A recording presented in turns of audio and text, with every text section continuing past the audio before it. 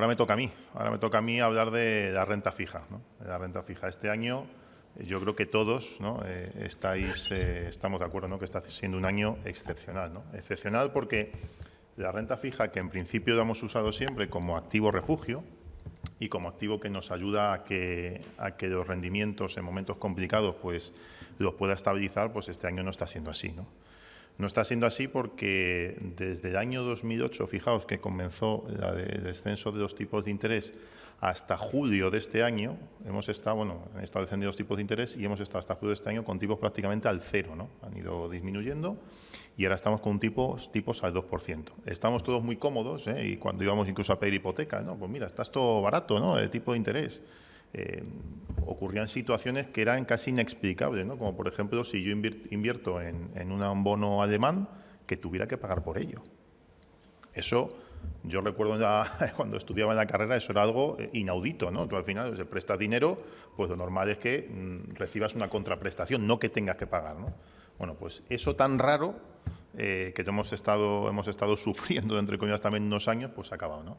Se ha acabado y bueno, pues ahora seguramente muchos de vosotros pues tengáis a vuestros partícipes que os hagan preguntas, ¿no?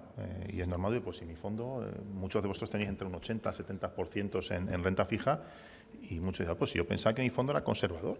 Y si mi fondo es conservador, ¿por qué cae tanto, no? Si a renta fija, mira, aquí os tengo unas ideas, ¿no? Si a renta fija, estas son ideas que muchas veces nos trasladan, ¿no? Si es un depósito, si esto no varía. Si mi fondo, ¿por qué cae tanto, no? Si tengo casi toda la cartera en renta fija, ¿no? La renta fija no se mueve.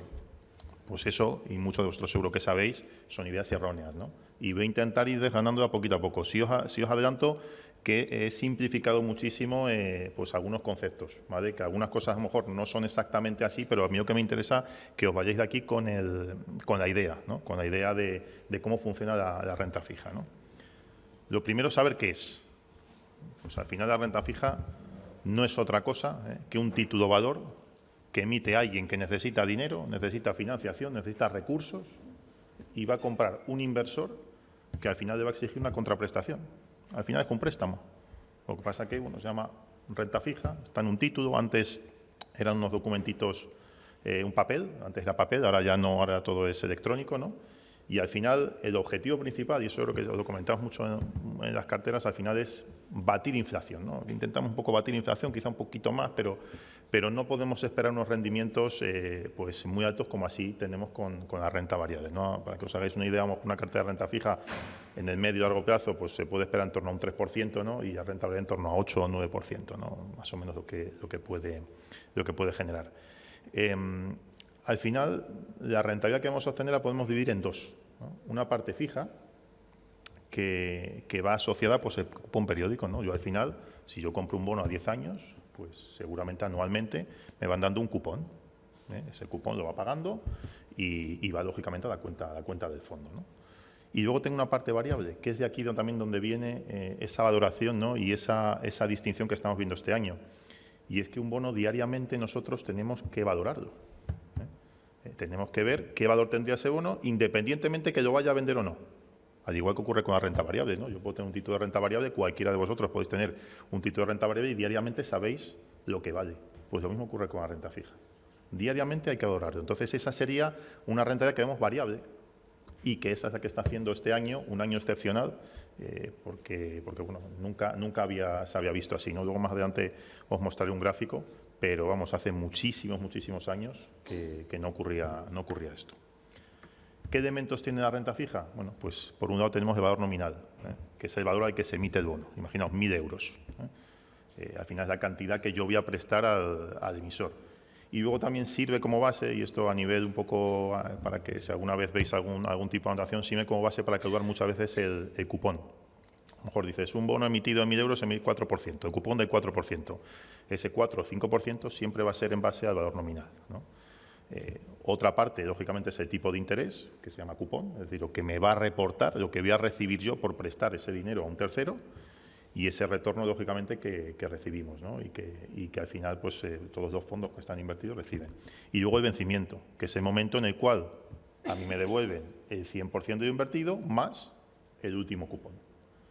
Y en cuanto a vencimientos, y por centrarnos un poco en el caso español, Tenemos tres tipos de activos. Tenemos las letras, que son hasta 18 meses, un activo hasta 18 meses, los bonos entre 3 y 5 años y las obligaciones más de 5 años. Pueden llegar incluso hasta 50 años. ¿Vale?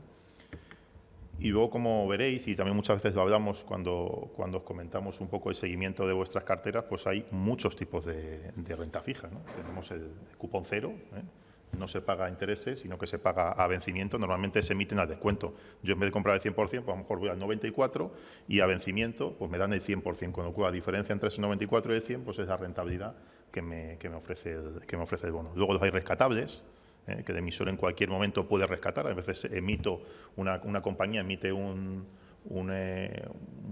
emite deuda y por lo que sea de interés a rescatarlo antes, pues se guarda esa opción a una fecha concreta para poderlo reconvertir.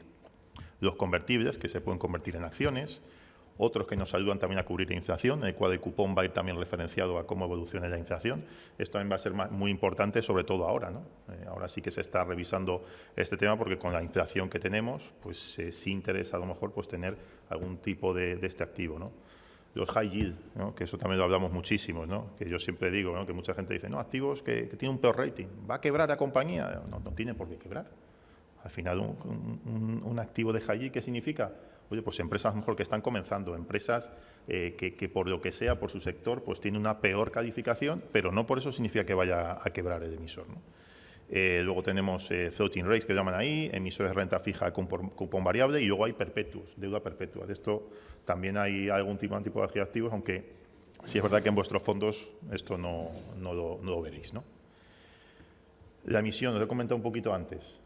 Antes teníamos, pues eso, una carta sellada, donde cada uno era propietario de ese activo. Eso era tradicionalmente. Afortunadamente ahora, pues bueno, pues todo con medios electrónicos, Iberclear y demás para poder valorar, ¿no? Y ahora no hace falta ir con el título y que si se me pierde el título, pues el papel, pues qué problema tengo, ¿no? Pues ahora eso, lógicamente, está todo informatizado ya hace tiempo y bueno, pues el formato de emisión es electrónico, ¿no?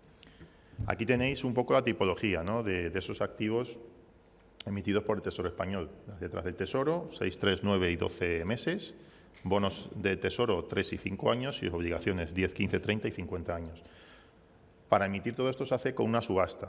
Una subasta es un poco más complicado, ¿no? Es una subasta holandesa modificada, tiene parte de una subasta holandesa, se ordena lo que son las peticiones y en función de un precio marginal, bueno, se va disponiendo quién va obteniendo ese título y el precio, ¿no? Esto ya os digo que es bastante más complejo, tampoco me quiero centrar únicamente en esto porque al final es algo que quien le interese sí que tiene ahí un poco cómo funciona, pero ya os digo que es un proceso de subasta que en función de lo que uno va ofreciendo, pues así te van otorgando, ¿no? Y esto sí es interesante, y esto sí que me gustaría que os quedara claro, las valoraciones de activos de la renta fija. Y volviendo otra vez a insistir en lo mismo, ¿no? Al final lo que es los pagos periódicos y la renta fija no es fija, ¿no? Al final lo que sí va a tener fijo son los pagos periódicos, pero la valoración en sí misma no es fija. El riesgo principal, lógicamente, voy a tener que si me devuelven o no me devuelven, que eso pues ni es fijo ni variable, ¿no? Ahí tengo una serie de medidas que las veremos a continuación para yo saberlo, ¿no? Y luego también el riesgo que tengo de variación del precio, que eso también lo veremos más adelante, se puede controlar, se puede controlar y se puede disminuir, que es como lo que estamos haciendo nosotros a través de las duraciones que ahora más adelante os comentaré. Al final, para cuando tú vas a valorar, ¿no?, un activo de renta fija, pues va a tener lógicamente una distinta valoración en función de ¿qué? De la duración. Claro, no es lo mismo un bono que venza en 10 años que un bono que venza a 50 años. Y yo esto siempre lo digo, la economía muchas veces es sentido común, ¿no? Al final, si yo tengo un plazo más largo, es de esperar que ante cualquier variación, si yo tengo un bono que vence a 50 años y otro a 10, pues parece ser que puede afectar más todo a uno que es más largo, ¿no? Porque tengo mucho más tiempo por delante, mucho más pagos, ¿no? Estoy esperando mucho más pagos, he invertido por algo y he dejado ese dinero, como si dijéramos, bloqueado mucho más tiempo, ¿no? Luego, calificación crediticia, eso importantísimo también. La tasa de rentabilidad, lo que yo preveo que voy a recuperar a TIR. Luego, si es un emisor público-privado, que ahí también va a variar lógicamente en función del cupón y la zona geográfica. Esto también son puntos importantes que pueden hacer que un bono pues sea de una manera u otra, ¿no? Y aquí tenéis la fórmula de la valoración de un bono. En realidad, esto, como os digo, en realidad no se hace así para bonos cortitos, pero se hace normalmente con otra forma más complicada, que es con rentas financieras, ¿no? Pero bueno, lo que yo quiero que sepáis, el concepto, con este formato es como yo creo que mejor lo vais a ver, ¿no? Al final, mirad el ejemplo, por ejemplo, ¿no? Crear un cálculo de un bono emitido a 10 años con un valor de 1.000 euros, un cupón anual del 5% y una rentabilidad requerida del 2%. El pago del próximo cupón es dentro de un año. Vale. Lo que yo estoy tratando aquí, lo que yo hago es traerme a valor actual el cupón de cada año, como veis ahí 50, que sería el 5% de 1.000, y lo voy transportando cada año a valor cero, que es donde estamos hoy, ¿no? Al final me da un valor actual de 1.269,47 euros. ¿Qué es lo que me gustaría que sacarais de aquí? Más que la fórmula, porque la fórmula, como digo, está en cualquier sitio, ¿no? Que al final lo que os decimos siempre, que cuando suben los tipos de interés, cuanto más alto es el denominador, que por simplificar esto es el interés libre de riesgo, aunque bueno, aquí habría que ver porque es más complejo que esto. Si yo tengo un interés de 2% y si ese interés me lo suben, en vez de un 2, me lo suben a un 5, pues lógicamente cuanto mayor sea el denominador, menos será el valor que voy a tener de ese bono. Y para ilustrar aún más, aquí tenéis un ejemplo. Fijaos, un bono, vencimiento 5 años, un nominal de 100, cupón de 5, 5% y un interés de 5%. El primero que dice valor actual de menos 100, eso significa que es una salida, pero no hagáis caso, sobre todo quiero que os centréis en el precio. Veis que en ese caso el precio es 100. Pero ¿qué ocurre si suben los tipos de interés? Si los tipos de interés pasan al 6, la valoración en vez de 100 va a ser 95,79. Esto con números, porque esto muchas veces cuando vamos a las comisiones de control lo contamos de viva voz, pero claro, no lo veis con números. Entonces, a mí lo que me interesa aquí es que veáis los números de que como todo lo que os contamos tiene un porqué, ¿no? Y hay unos cálculos detrás que, claro, no podemos entretener tampoco en las reuniones a explicarlo y luego son algunos cálculos que son más complejos, ¿no? Pues ahí podéis ver cómo a medida que suben los tipos de interés, baja el precio. Y si yo tengo algo en cartera que he comprado por 100 y mañana suben los tipos de interés, eso que compra por 100 no vale 100, vale 95. ¿Y eso qué supone para mi cartera de renta fija? Una bajada de precio. Una bajada de precio, una bajada de rentabilidad y una contribución negativa, lógicamente, en ese apartado.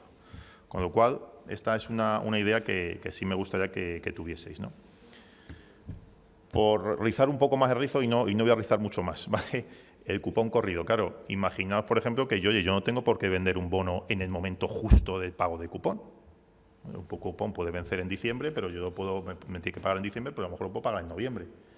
Entonces, claro, que sepáis también que las valoraciones que hay de esos fondos, las valoraciones que se ven en las pantallas, sobre todo de Bloomberg o cualquier otro proveedor, ¿no?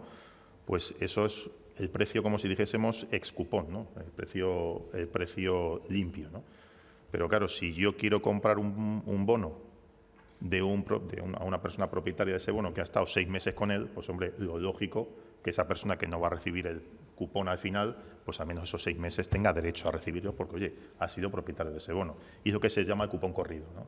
El cupón corrido al final lo que me dice es, oye, ¿qué parte de ese periodo en el cual estamos esperando a percibir cupón, pues corresponde en este caso al vendedor, con lo cual, bueno, el precio de venta sería sumar el precio la valoración que hemos hecho antes más el cupón corrido.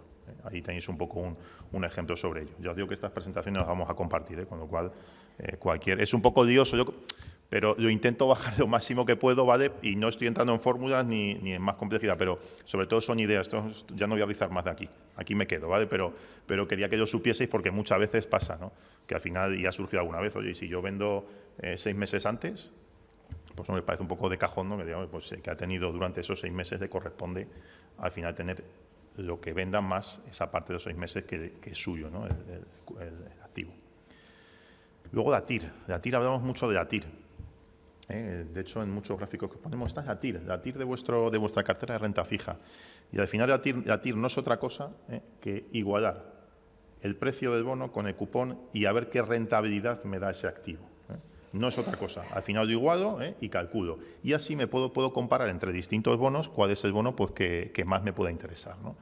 Aquí tenéis un ejemplo, el cálculo del precio de la TIR, una obligación del Estado de 5 años con un precio de 1.119,87 y un cupón del 9%. pues básicamente es hacer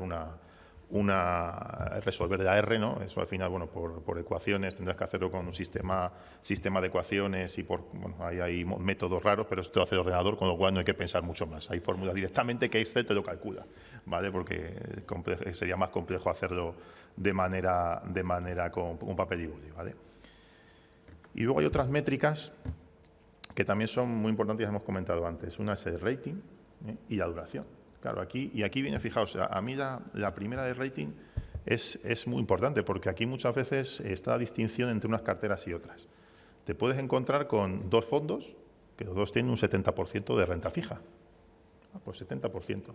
Y ahora no es el caso, porque bueno, pero en otras situaciones, oye, pues a mí este tiene una rentabilidad de un 2%, y mi cartera tiene un 1%.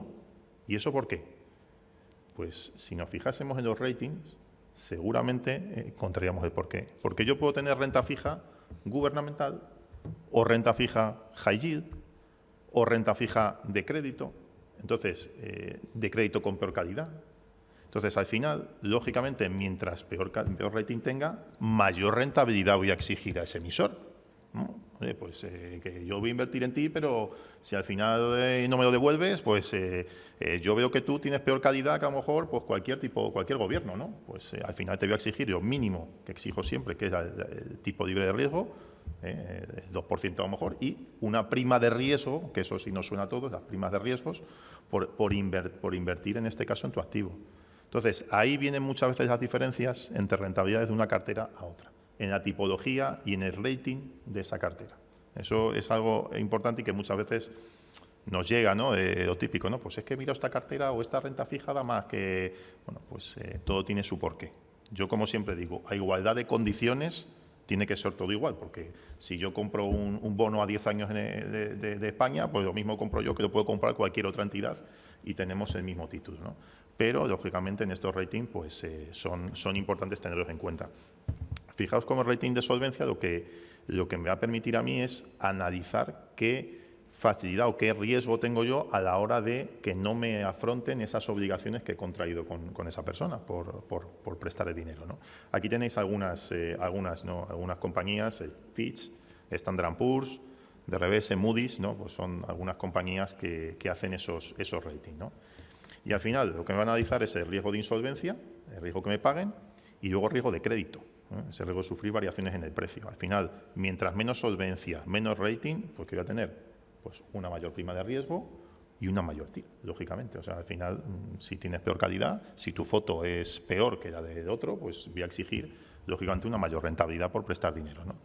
Y esto ocurre también, como digo yo, en el ámbito un poco de particular, ¿no? Cuando uno va a lo mejor a pedir una hipoteca, pues al final te hacen un estudio de rating. En función de tus ingresos, de tus deudas, pues en función de eso pues te pueden dar un tipo u otro a la hora de obtener financiación, ¿no? Aquí tenéis un ejemplo de los ratings, ¿no? Tenemos los AAA, que son una capacidad de pago extremadamente fuerte, y de ahí vamos reduciendo, ¿no? Hasta AA, A, B, que será BBB, que es el máximo de grado de inversión, y luego tenemos los dobles Bs, Bs, Cs, Cs y Ds, bueno, que serían ya algo lo que corresponde un poco a high yield, ¿no? Luego hay otro rating importante que cada vez está teniendo ahora mayor repercusión y, bueno, sabéis además que nosotros siempre invertimos nuestras carteras con criterios responsables, ¿no? De inversión socialmente responsable. Pues estos son también unos ratings de sostenibilidad. En función de esto, bueno, pues también voy a tener uno u otro, también un otro retorno, ¿no? Entonces, aquí tenéis algunas compañías con las que se trabaja, ¿no? Pues ISS, que esa la conocéis, imagino, Robeco, ¿vale? Luego MSCI, CDP, bueno, pues hay distintas compañías que se dedican única y exclusivamente a calcular ese rating de sostenibilidad para que cualquier emisor, en este caso el inversor, conozca el rating de sostenibilidad de cada título, ¿no? Y luego hay otra variable importante, y de esta hablamos mucho también, que es la duración. Y yo creo que la duración es capital, ¿no? A la hora de gestionar la renta fija. Fijaos cómo la duración no me va a decir otra cosa, bueno, me dice dos cosas. Depende, ahí veis dos duraciones y son, bueno, dos fórmulas un poco raras. Me puede decir o bien cuánto tardo en recuperar la inversión que he hecho, en este caso la duración de Macaulay, y luego duración modificada que me dice un poco la variabilidad, cuánto la sensibilidad del precio de un bono al variar los tipos de interés. Claro, no es lo mismo un bono a 10 años que un bono a 50 años, ¿no? Al final, un bono de 50 años a 50 años con una subida de tipo de interés, pues sabéis que al subir tipo de interés baja el precio, ¿no? Lo que hemos hablado antes, ¿no? Más pequeño el denominador. Pues al final, claro, si yo tengo muchos cupones todavía por recibir, pues al final lo que voy a hacer es que mi inversión se va a ver mucho más afectada. Entonces, bueno, pues eso es un valor, yo creo, determinante y que desde un punto de vista de gestión y de inversión, los compañeros del Departamento de Inversiones pues lo tienen muy presentes, ¿no? Y aquí tenéis un ejemplo, yo creo que al final esto todo se ve con ejemplos gráficos, ¿no? Que es al final lo que yo quiero trasladaros. Fijaos el bono 1, ¿no? Un bono con un vencimiento a 5 años. 5 años, un nominal de 100, un cupón de 5%, un interés de 5%. Oye, pues sube tipo de interés y de 100 euros paso a 95,79, ¿vale? Y no he puesto las subidas de interés que hemos tenido, que son bastante más altas, ¿no? Bono 2, un bono igual, 100 euros, la única diferencia es los 10 años. Fijaos, de 10 años subiendo, un bono de 5, un bono de subiendo, el precio de un bono con mayor duración, en vez de ser 100,95 es 100 y 92,64. Y estoy subiendo de tipo un 1%, que ya os digo que han subido bastante más. Para que os hagáis una idea, Alemania se está financiando en torno al menos 0,40 y estará cercano al 2%. O sea, que la subida ha sido importante, ¿no? Aquí en España también estamos en torno al 0,40, 0,50 y estamos ahora rozando casi el 3, ¿no? Entonces, bueno, sí es verdad que ha habido un pequeño descenso, pero al final lo que quiero también mostraros es que al final que una subida de tipos de interés afecta mucho más, a un bono con mayor duración. Entonces, bueno, pues eso es algo que nosotros desde la gestora, en momentos, lógicamente, antes de cuando empieza toda esta subida, lo que hemos hecho es reducir duraciones para que afecte lo menos posible. Y pues ahora ya que en el proceso un poco en el que estamos más de estabilización, pues lo que estamos haciendo es incrementar las duraciones, porque ya se ve quizá cierto estancamiento o cierto menor crecimiento, ¿no? en cuanto a las subidas de tipos de interés. Pero bueno, eso me adelanto porque eso lo voy a contar luego después. La idea fundamental que debe quedaros al final es que el tipo de interés, toda subida de tipo de interés, y yo creo que eso muchos de vosotros ya lo conocéis, ¿no? Pero al final que cuando sube el tipo de interés, el precio de mi bono baja. Eso es una idea fundamental y que, lógicamente, no es lo mismo tener un bono a un 10 años que un bono al 5. Al final, mientras más duración, más variabilidad voy a tener en la valoración del bono, ¿no? Eso es algo que debéis tener siempre presente y, sobre todo, cuando algún partícipe acuda a vosotros, pues comentarse, porque os digo que no es fácil de explicar y no es fácil de entender. Que no es fácil, Juan, no es fácil, pero sí es verdad que, hombre, que yo comprendo que mucha gente, al final, como digo siempre, ¿no? Zapatero a tus zapatos. Cada uno, pues tenemos unas especialidades y nos dedicamos a una determinada materia y, lógicamente, de hecho, por eso este tipo de aulas de formación, ¿no? Para intentar daros un poco de claridad respecto al tema, ¿no? La situación actual yo creo que todos la conocéis. Fijaos qué año 2022 llevamos, con caídas tanto de renta variable pero como de renta fija. Se ve muy pequeñito, pero fijaos cómo activos como el corporate de Estados Unidos, renta fija de empresas americanas, ha caído este año, perdón porque estoy ni con las gafas, un 19,6%. 19,6%. Todo eso implica, yo he puesto una caída porcentual de un 1. Imaginaos un 19. ¿Vale? O sea, lo que supone esa caída, y es algo nunca visto. Y sin embargo, fijaos, miramos también la renta variable, y oye, pues por ejemplo de MSCI Europa, pues menos 14. Y ahora aquí, joder, ¿por qué la renta variable? Si la renta variable... Mucha gente parece que dice, oye, la renta variable tiene que variar mucho y que caer mucho y caer mucho más. Pues este año no está siendo así. Y de ahí la duda de muchos partícipes, ¿no? Y lo que siempre, además, muchas veces lo comentamos, ¿no? En las reuniones de comisión de control, muchas veces extraña esto, ¿no? Porque al final es algo que no se ha visto nunca, ¿no? Pues fijaos cómo algo que no ha ocurrido prácticamente, bueno, hace muchísimos años que no ha ocurrido esto, pues lo estamos viviendo. Y lógicamente, pues sí, pues las carteras de renta fija pues han sufrido y están sufriendo bastante. Lo que pasa que, bueno, que esperemos ya que el año que viene tengamos cierta estabilización y cambiemos un poco este gráfico un poco más hacia arriba, ¿no? Fijaos este gráfico también, que es bastante elocuente y yo creo bastante claro, cómo aquí tenéis representada en el bono americano, el retorno del bono americano desde el año 1900. O sea, no de ayer, 1900. Bueno, pues caídas del 15% en el precio. Fijaos, el puntito rojo ahí, no habíamos visto nunca, desde 1900. Es más, hablaban de que esta caída no se había visto no desde 1900, desde 1780 o algo así, no se veía una caída como esta. Con lo cual es normal, lógicamente, que la gente tenga esas dudas, ¿no? y esos miedos, ¿no? Es el año que nos toca estar en, esto al final si veis es como una normal, ¿no? Que tenemos los picos del 5% tal, bueno, pues estamos en la esquina que nunca había pasado. ¿Dónde es normal que estemos? Pues en la media, como siempre se suele decir, ¿no? Al final de la media. Y bueno, pues sí, yo que siempre digo, y esto también es un gráfico, yo creo que también hace pensar un poco en el futuro, ¿no? Lo que hemos vivido y lo estamos viendo este año no es algo normal, es algo anormal y no habitual. Lo normal es estar, pues eso, en las tres líneas, ¿no? Entre el 0 y 5, ahí pues normal es tener ese tipo de movimientos.